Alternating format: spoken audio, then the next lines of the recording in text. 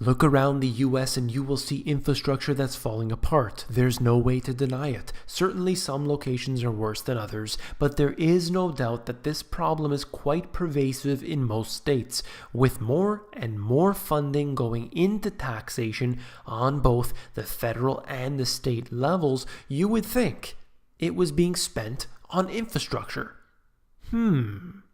You came here for the truth, so let me unveil that for you. Today we're going to look at the crippled infrastructure in the United States.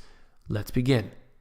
Thousands of American bridges are falling apart. U.S. states by number of structurally deficient bridges in 2017. You can see that Iowa takes the crown here, but Pennsylvania, not far behind.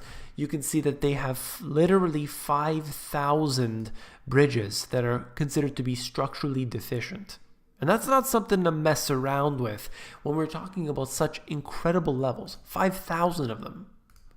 The worst roads in the USA, U.S. states with the highest share of roads in poor condition, whether we're looking at Connecticut, Rhode Island, California, or others, you can see here that this problem exists in the nation as a whole. And that's not a good sign. There's a lot of money that goes into taxation, and some of that is supposed to be used on infrastructure. Surely it does happen, but it is the consistent case that we see where less and less money is going into where it is needed and more money is being used frivolously. It's being spent, it's being squandered, and this is of course the inefficiency of government as a whole. This is from a website, ARTBA, and you can see the highlights that they have here, basically going over all this information that we're covering here. 54,000 of the nation's 600,000 bridges are considered to be structurally deficient. Americans cross these deficient bridges 174 million times daily. Now think about that for just a moment. You have these bridges which in some cases do fall down. People do end up unfortunately being swallowed whole by these things, and that isn't something to take lightly. Average age of a structurally deficient bridge is 67 years compared to 40 years for non-deficient bridges. 1 in 3 U.S. bridges have identified repair needs.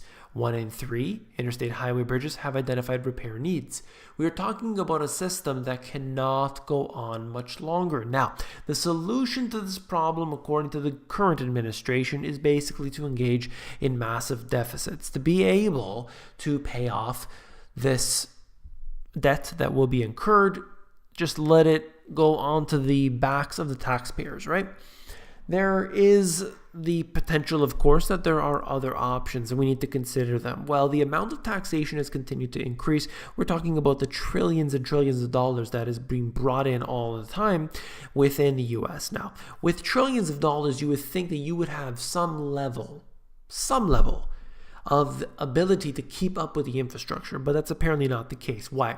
Because oftentimes the United States, and of course every Western country, has a little problem, and they happen to go overseas, and they happen to spend a lot of money rebuilding other countries, and they end up giving foreign aid, and they end up dropping bombs, and they end up doing dirty deeds in other countries, and they should not do this. You should not have any business in these other countries, and meanwhile they could be building their own defenses, building their own infrastructure up, and instead they're worried about elsewhere, and that's the biggest mistake. It's a little bit politically incorrect, but I have a feeling that many of you will agree with me that you should put your own country first above others. That's just the way I see it. Build up your own infrastructure. Why not? Why would you want to see your own areas crumbling? I'm driving in the streets of Toronto today, and there are potholes everywhere. You're swerving around like you're driving a Formula One racetrack because there are so many potholes on the roads. There are all kinds of things that are happening everywhere, and it's like projects are left at half complete every corner of the vicinity. You can't go anywhere where anything is done. Everything looks like they just abandoned it. And yes, I understand that it's that time of year, but these projects are way over budget, they're way overdue, and they are unfortunately showing us how much, no matter how much money goes in, it's never enough. It's never enough. That's a problem that exists in Toronto, and I know it exists in other major cities out there. This is basically the main area where you want to be, and that is the American Road and Transportation Builders Association.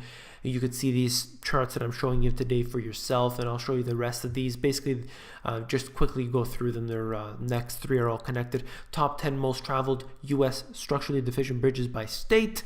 You'll see this here, the most traveled U.S. structurally deficient bridges 2017 and 2017 structurally deficient bridges.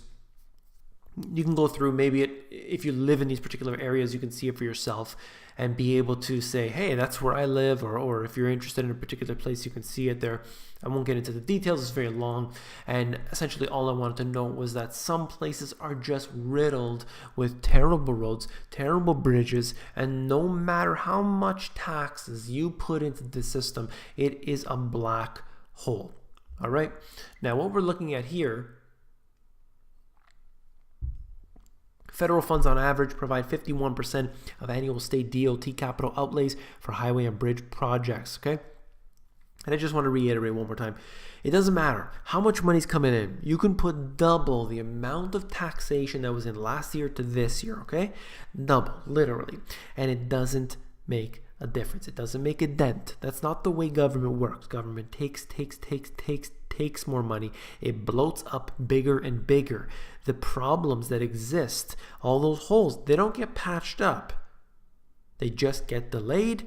We have big problems that exist in the future, and you just kick the can down the road. That is the inefficiency of government. That is the failure of government, and I will continue to bring it up. I talked about it in my first book, and I'm still talking about it today. The problems are still here. If you found this video informative, please give me a thumbs up. When you give me a thumbs up, it supports the channel. That's all you got to do to support this channel. Give me a thumbs up. Subscribe to the channel. Over 85,000 people are here now at The Money GPS, and I definitely appreciate all the support that I get every single day with your comments, with your emails, with everything else. Thank you very much. Last but not least, if you found the video informative, I know that you will find my books, The Money GPS, and my newer release, Global Economic Collapse, even more informative. You can actually flip through these books. If you go over to Amazon, there's a look inside feature.